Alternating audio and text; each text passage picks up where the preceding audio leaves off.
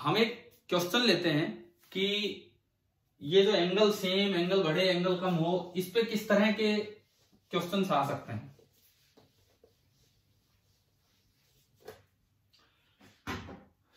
जैसे आपको सवाल में दिया हो, आपने कभी +1 क्लास में ये टर्म्स पढ़ी है, रिलेटिव डेंसिटी या स्पेसिफिक ग्रेविटी।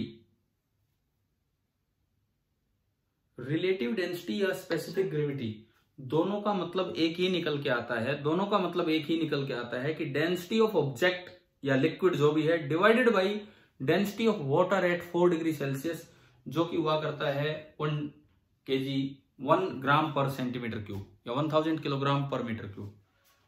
देखिए सपोज आपको यूं दे दिया कि रिलेटिव डेंसिटी या उसको बोल सकते हैं specific gravity of ball, this is 3, और आपको दे दिया रिलेटिव डेंसिटी या specific gravity of liquid, that is 0.5, और आपसे पूछ लिया कि के कितना लें, लिक्विड का डाइलेक्ट्रिक कांस्टेंट कितना लें, ताकि लिक्विड का डाइलेक्ट्रिक कांस्टेंट कितना लें ताकि जो फोर्स लग रहा था दोनों के बीच में, जो एंगल था दोनों के बीच में, वो एंगल जितना पहले था उतने ही बाद में रहे। के ऑफ द लिक्विड क्या हो, so that angle remains the same. तो आपका फॉर्मूला तो ये रहा, रो मतलब बॉल की डेंसिटी अपॉन बॉल की डेंसिटी माइनस लिक्विड की डेंसिटी। क्लियर ना। अब लेकिन बॉल की डेंसिटी तो नहीं दी, या तो स्पेसिफिक ग्रेविटी दी है या रिलेटिव डेंसिटी दी है, तो बॉल की डेंसिटी कितनी होगी।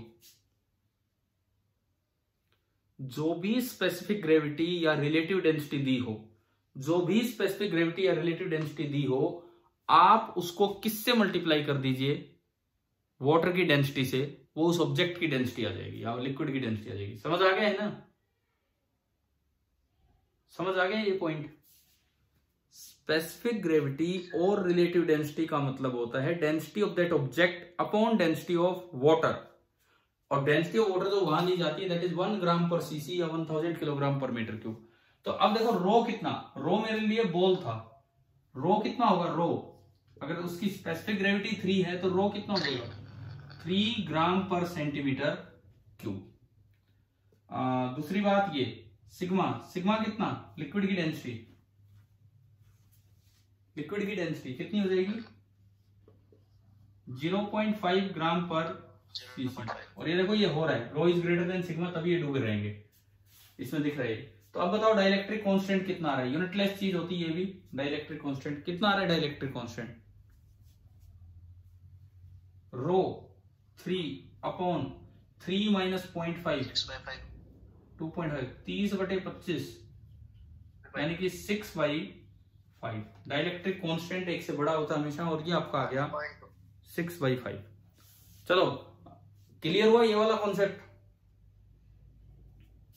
ठीक है। 6/5 इज 1.2, 6/5 इज 1.2। अब मैं कह रहा हूं इसमें अगर सवाल यूं आ जाए, 3 ऑप्शन बन के आ जाए कि रेंज और मल्टी करेक्ट टाइप आ जाए, अगर के ग्रेटर देन 1.2 है तो एंगल जितना पहले था उतना ही रहेगा, उससे कम हो जाएगा, उससे ज्यादा हो जाएगा, बताओ। कम हो जाएगा, बिल्कुल कम हो जाएगा। हाँ समझ आ गया ना सभी को, क्योंकि के ज्यादा ले लिया तो ये जो बाहर की तरफ भेजने वाला फोर्स था वो कम हो गया, वो कम हो गया तो बॉल्स पास आएंगी। क्लियर है। और अगर के इससे कम लिया तो एंगल पहले से ज्यादा हो जाएगा, ठीक है। अगर के आपने इससे कम ले लिया तो हालांकि कूलम फोर्स तो कम हुआ है, परंतु पॉइंट फोर्स इतना होगा कि वो बाहर भगा ले जाएगा और एंगल पहले से ज्यादा हो जाएगा। चलो तो ये वाला कॉन्सेप्ट समझ आ गया कि सेम पॉइंट से अगर आपने बॉल को सस्पेंड किया है तो कैसे ये किए जाते हैं, ठीक है। दूसरा जो फ्लूइड के साथ दूसरा जहां पे कॉन्सेप्ट को मिक्स करते हैं, दूसरा जहां पे कॉन्सेप्ट को मिक्स करते हैं फ्लूइड के साथ, देखो आपका पेपर मतलब मुझे नहीं लगता कि पोटेंशियल पे ज्यादा जाएगा, तो इन चीजों पे फोकस कीजिए, फील्ड और इन सब चीजों पे, फोर्सेज एंड फील्ड वाले पे। क्योंकि पोटेंशियल में तो बहुत कुछ कह रहे हैं कि अभी अब वो डाइपोल ही हट गया। डाइपोल हट तो क्या गया, जिसने भी पेपर बनाया होगा, जिसने देखा होगा, कह रहे हैं कि डाइपोल नहीं डाला हमने। तो आपके पास तो बहुत सारा काम तो रिवीजन का हट ही गया। हमने तो शायद 2-2 3-3 चीजें लगाई थी डाइपोल में, 3 दिन लगा दिए थे ना, इतना टाइम। एक शायद एचओरमा बुक में भी इस टाइप की चीजें हों, शायद, मैं श्योर नहीं हूं, मुझे याद नहीं हो वहां एक इस तरह के सवाल है कि नहीं। कई बार क्या होता है कि ये जो 2 बॉल्स को आपने सस्पेंड किया है, एक ही पॉइंट से ना सस्पेंड करके अलग अलग पॉइंट से सस्पेंड कर दिया, और मान लिया कि ये डिस्टेंस कितनी है, d। अब यहां पे हमारे पास स्कोप बढ़ जाता है। आप केवल लाइक चार्ज ही नहीं, अनलाइक चार्ज भी दे सकते हो। लाइक चार्ज दोगे तो बॉल थोड़ी दूर जाएंगी, और अनलाइक चार्ज दोगे तो बॉल थोड़ी पास आएंगी। तो लाइक चार्ज का तो हमने देख लिया। सपोज आपने अनलाइक चार्ज दिए, मैं सब कुछ आइडेंटिकल मान रहा हूं, अनलाइक चार्ज दिए तो बॉल्स एक दूसरे की तरफ आ जाएंगी। अनलाइक चार्ज देने पे बॉल्स एक दूसरे की तरफ आ जाएंगी। मान लो इस पे Q चार्ज है, इस पे -Q। आइडेंटिकल बॉल है तो मास दोनों का m है, लेकिन एट इक्विलिब्रियम दोनों ने एंगल कितना बना रखा है, थीटा बना रखा है। ठीक है, अब मैं किसी सवाल पे नहीं जा रहा, मैं तो इन जनरल आपको बता रहा हूं। मान लो लिक्विड भी डाल दिया यहाँ, वही सब जो पहले वाला काम है, लिक्विड भी आपने डाल दिया। लिक्विड का डाइलेक्ट्रिक कांस्टेंट K और लिक्विड की डेंसिटी है सिग्मा, और इसकी डेंसिटी हुई पिछली बार की तरह रो, बॉल की डेंसिटी पिछली बार की तरह है रो। तो अब अगर मैं जस्ट फ्री बॉडी डायग्राम बनाऊं और बैलेंसिंग करके देखूं, बिकॉज पता नहीं क्या सवाल बन के आ जाए, तो कैसे आप फोर्सेस दिखाएंगे। जैसे मैं इस बॉल को लेता हूं, Q, M वाली, ये वाली बॉल, इस पे अगर मैं फोर्सेस दिखाऊं तो एक फोर्स तो नीचे लगेगा, कितना, कौन सा mg। एक फोर्स तो नीचे लग रहा है mg। दूसरा फोर्स रस्सी की टेंशन T मान लो, अभी तो सवाल ही अलग हो गया, T। एंगल ये है थीटा, वो थीटा तो ये भी थीटा। अच्छा, बॉइंट फोर्स किधर लगेगा, बॉइंट फोर्स ऊपर, वो मैंने माना B। कूलम्ब फोर्स किधर लगेगा, इस बार कूलम्ब फोर्स अट्रैक्टिव, हाँ अट्रैक्टिव होने जा रहा है तो इस तरफ लगेगा। और ये आपका हो गया F कूलम्ब। F कूलम्ब मैं अलग से लिख देता हूं, F कूलम्ब जो होगा 1/4 पाई एप्सिलॉन नॉट, लेकिन साथ में एक K आएगा, और Q1 Q2 यानी कि Q² अपॉन जो भी ये डिस्टेंस है, लेट इट बी R, तो जो भी ये डिस्टेंस है वो हमने बोल दी R², ये आपका है। वैसे इस डिस्टेंस का भी अंदाजा ये R और D और B से लग जाता है। देखो ये R पूरी D, तो बाहर की कितनी बची, D - R, तो आधी इधर आधी उधर, तो ये वाली दूरी भी कितनी होगी, D - R/2, और ये वाली दूरी भी कितनी होगी, D - R/2। बताओ एक बार, ये समझ आया ये वाला पॉइंट? Yes sir. ठीक है, लेंथ ऑफ द स्ट्रिंग मान लो L है, length of the string L है, इस तरह से हमने बना दिया। वो तो ज्योमेट्री की बात है, ट्रिग्नोमेट्री पे आप जाएंगे तो उनकी जरूरत पड़ सकती है, लेकिन मैं तो केवल फोर्स बैलेंस करूंगा।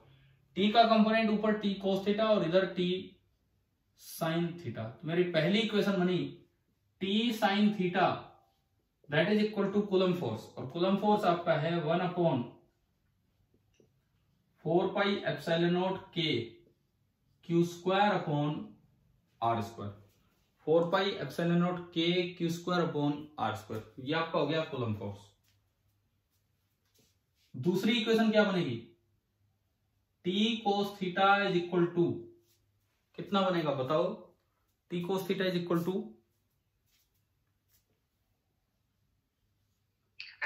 mg minus b। T cos theta is equal to mg minus b।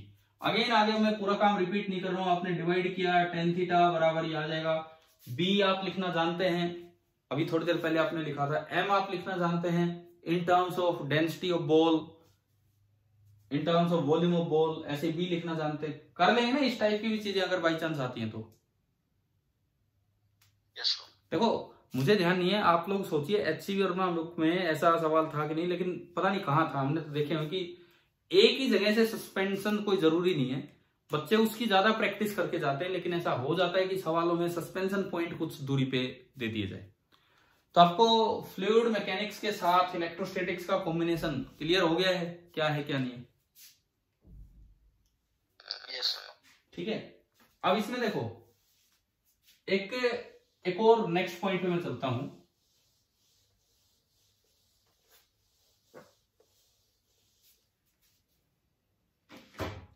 जैसे एनसीईआरटी में भी इस तरह के क्वेश्चन है, ये भी बड़े कॉमन होते हैं। जैसे दो बॉल्स हैं,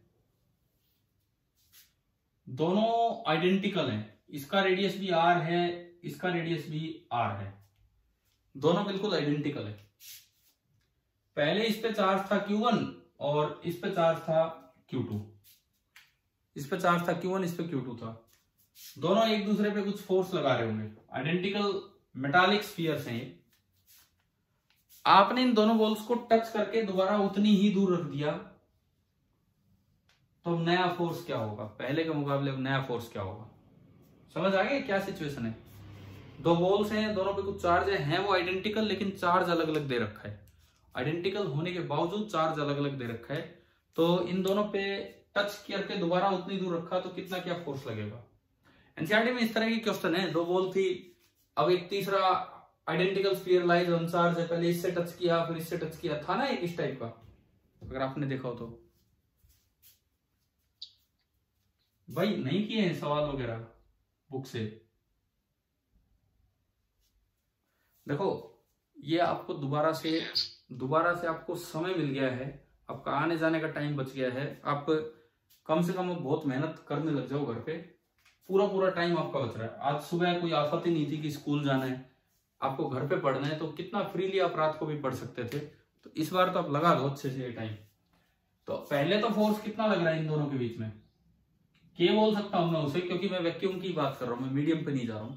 पहले तो फोर्स मेरा के है, तो के Q1 Q2 upon R square, अगर ये छोटे चार्ज में मान लो तो पॉइंट चार्ज, ठीक है। अब बाद में मैंने इनको टच करके और दोबारा रखा,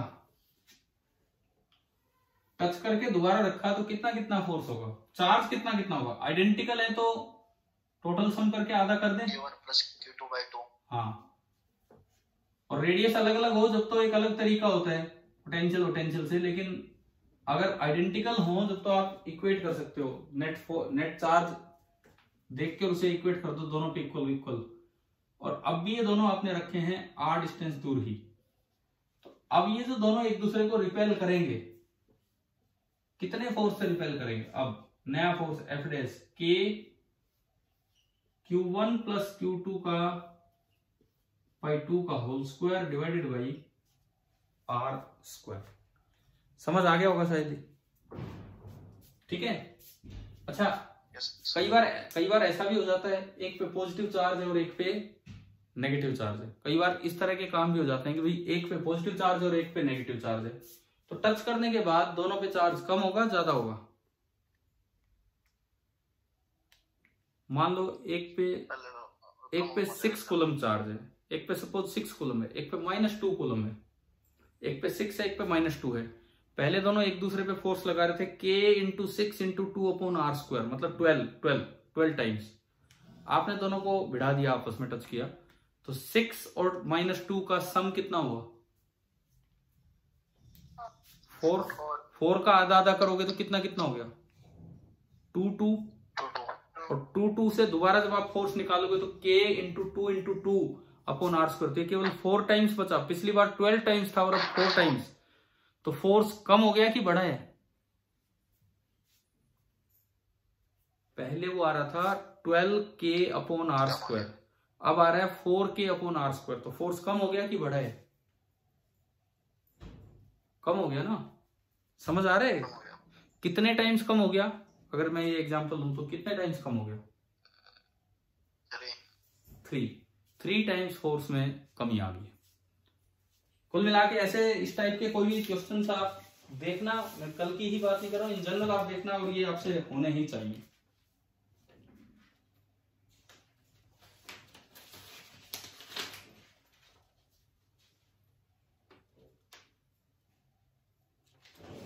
11th के कितने क्वेश्चन आएंगे? क्या क्या कह रहे 11th के टॉपिक से कितने क्वेश्चन आएंगे अप्रोक्स? दोबारा बोलो, एक मिनट सुनाई नहीं दिया। 11th के टॉपिक से कितने क्वेश्चन आएंगे अगले भाई टेस्ट? ये तो नहीं पता, देखो ये तो नहीं पता, मतलब एक्सपेक्टेशन तो जो है मे बी 25% से लेके 40% तक मे बी एक्सपेक्टेशन तो ये है, यहां तक की जो है। चलो ये बताओ, चार्जेस एंड कूलम्ब्स लॉ तक का तो हो गया ठीक ठाक। अच्छा, एक इनमें इक्विलिब्रियम केस ना हो तो वो मैंने आपको करवाई रखे हैं पहले, जस्ट रिलीज करने के बाद बॉल्स को एक जगह से, है ना, वो सब अगर वो आता है तो वो भी आप कर ही पाओगे। ठीक है।